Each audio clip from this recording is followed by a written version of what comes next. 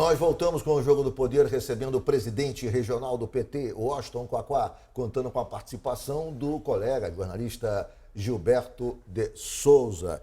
Quaquá, vamos só trazer a questão um pouco para o Rio de Janeiro, vamos trazer a questão aqui para a nossa crise, que é uma crise, se a nacional é aguda, a nossa é agudíssima. A nossa situação é de colapso total, colapsou o Estado, situação quase pré-falimentar. Como é que você vê também o vácuo de lideranças? Porque mais do que o colapso administrativo, que esse já existe, com atrasos de pagamento e tudo decorrente disso, nós não temos lideranças. Quer dizer, o ex-governador Cabral está preso, enfim, todo o seu grupo político também está fragilizado, o próprio ex-prefeito Eduardo Paes já não tem, digamos, não aparece mais com, digamos, a potencialidade eleitoral que se admitia tempos atrás, já não é mais um pule de 10 nessa disputa, ou seja, vivemos um vácuo de lideranças no Brasil, mas especialmente no Rio. Quer dizer, como vencer isso? Como superar isso? O PT tem algum projeto nesse sentido? Olha só, Ricardo, a gente tem feito reuniões com o PDT, com o PCdoB e com alguns movimentos sociais, com o MST, com a CUT, com a CTB, com a UNE, com movimentos com Fora do Eixo, os meninos do Fora do Eixo, que são muito bons, em busca de alternativas. Você tem aí o prefeito de Niterói, Rodrigo Neves, que é uma possibilidade. Ele pode ser um candidato a governador com apoio do PT? Pode ser um candidato com apoio dessa frente. Agora, nós começamos a nos movimentar, o PT começou a se movimentar. Nós chegamos a pensar em buscar um intelectual, um artista, para dialogar com a população que está meio que desencantada com a política, embora a política seja a solução. Não tem outra. Não há solução fora da política, Sim. mas alguém que seja também da política. Entendi. Você pode pegar um nome, vamos lá, um nome da sociedade, como Letícia Sabatella, por exemplo, alguém desse naipe poderia ser uma solução. E nós, nos últimos dias, temos começado a pensar num nome, olhando a mediocridade do Rio de Janeiro. O PMDB colocou o Rio de Janeiro num estado de mediocridade. Muito dinheiro do Lula aqui, muita grana do Lula para o Rio de Janeiro. Nunca um presidente da República investiu tanto no estado do Rio de Janeiro como o Lula investiu. E não tinha projeto. Não tem projeto para o estado. Uma vez eu ouvi o Cabral falando para o Paulo Melo lá em Saquarema: "Aí, Paulo, vocês têm um incentivo fiscal aí, Saquarema não paga ICMS, né? Paga 2%, enquanto Maricá, que é do lado, o Araruama, paga 18%. Aí ele falou assim: só dei isso porque é o Paulo Melo. Então era um compadrio da malandragem ali, aquele compadrio. Não tinha política industrial, política de desenvolvimento. E pensando na vocação cosmopolita do Rio de Janeiro, o Rio de Janeiro é uma cidade do mundo, você vai a qualquer lugar, na China, na Rússia, qualquer lugar. Mas o na Rio de Janeiro Itália, é bonito mesmo, é uma maravilha. Todo mundo fala Rio de Janeiro. Isso. Pensando nisso, nós pensamos, porra, por que a gente não chama um cara que é daqui de Petrópolis? O ministro chanceler das Relações Exteriores do Lula, responsável pela maior política exterior da história do Brasil, que é o Celso Amorim, para ser candidato a governador do Rio de Janeiro. Furo, hein, Esse é um furo. Agora é o seguinte, em que pé está isso? Vocês já convidaram, já falaram, inclusive, com o presidente Lula sobre isso, já trataram disso internamente. Em que pé está esse projeto de lançar, essa proposta de lançar o ministro Celso Amorim, ex-chanceler, como candidato do PT ao governo? Saindo daqui, eu já vou ligar para por aí, a gente vai publicar isso daqui a pouco. Essa semana eu conversei, eu estou agora indo a Brasília, eu estou indo viajar, mas quarta-feira estou em Brasília, já mandei o recado para o presidente riu e falou assim: já falaram com ele? Então, nós vamos falar, vamos procurar. É um grande nome. Precisamos de grandes alternativas para o Rio de Janeiro. O Rio de Janeiro é uma cidade importante demais para ficar na mão da turma de Bangu. Deixa eu te perguntar, e como é que está o relacionamento do PT? Desculpa. A turma de Bangu não é do bairro de Bangu. É lá de dentro, né? É do condomínio. Como é que está o relacionamento do PT com o prefeito do Rio de Janeiro, Marcelo Crivella? A gente não tem tido interlocução nenhuma com o Crivella. Eu, pessoalmente, não tive, depois da eleição, não tive com ele. Sabe que nós lançamos Lindbergh para governador, depois Jandira agora para prefeita, e no segundo turno, contra o Pezão, nós não apoiamos Pezão, nós apoiamos o Crivella para governador. E ele perdeu para o Pezão.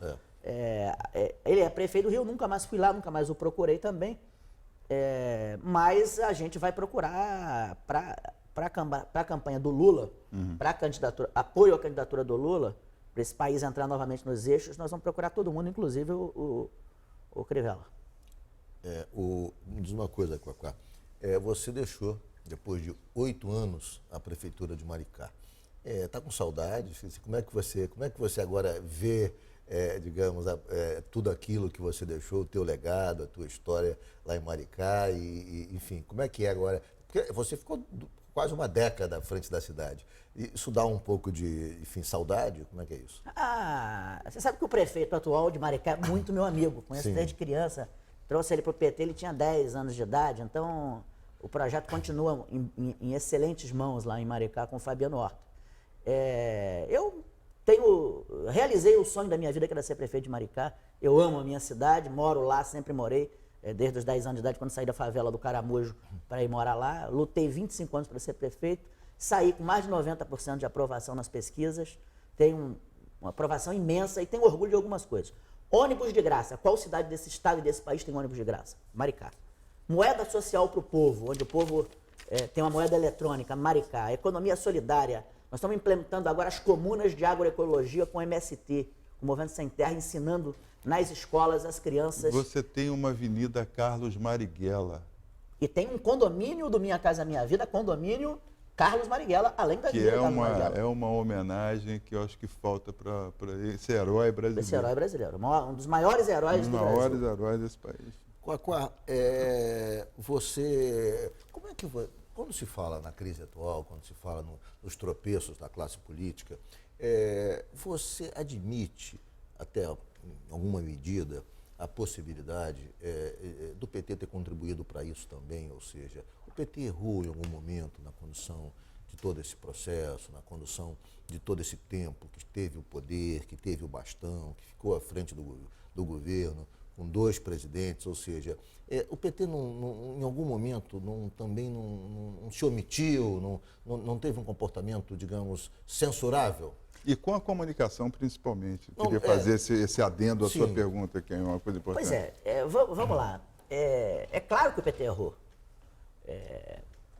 Só que a gente precisa, antes de mais nada, eu acho que o grande erro nosso é também não responder à crise com hipocrisia. A política é a coisa mais hipócrita do mundo. O Aécio bonitinho, mas que por trás fala que vai matar não sei quem, ou sugere que pode matar alguém. A hipocrisia é a pior coisa da política. O PT devia ter, já em 2005, naquela coisa do mensalão, o PT devia ter admitido que entrou no jogo. Ninguém entra no bordel para rezar. A política brasileira é um bordel. É um bordel. Nem pastor. Todo o sistema político brasileiro é um bordel. Então, financiamento privado, grana de caixa 2, é aquele bordel. Nós temos que reformar o sistema político e acabar com o bordel. Você não pode, ao domingo, pegar a sua senhora e dizer o seguinte, olha, nós vamos para a igreja. Aí não é igreja, é bordel. Entendeu? A política brasileira não é uma igreja, a política brasileira é um bordel. Então, nós temos que reformar o sistema político brasileiro para acabar com essa captura. O PT devia ter ajudado a fazer isso. Não fez as grandes reformas, talvez, a reforma, enfim... Nós até apresentamos, mas não tinha maioria. O Congresso Nacional é aquilo que está lá. Pois é, não seria mais importante agora, na sua opinião, fazer uma grande base parlamentar de esquerda para poder sustentar algum tipo de voo mais alto? Eu acho que nós estamos numa crise de regime grave, que não acontece desde o fim da ditadura. Aliás, é pior do que o fim da ditadura, porque o fim da ditadura foi negociado, essa crise não está sendo negociada. Então, eu defendo o seguinte, que Lula presidente, tem eleições gerais, Lula presidente, e que Lula convoque uma constituinte para recompor o sistema político brasileiro. Vou fazer um rápido intervalo, o Jogo do Poder vai voltar daqui a pouquinho. Vamos dar um recado aqui de Niterói, vamos falar de Niterói, que vem passando por uma grande transformação na sua mobilidade urbana.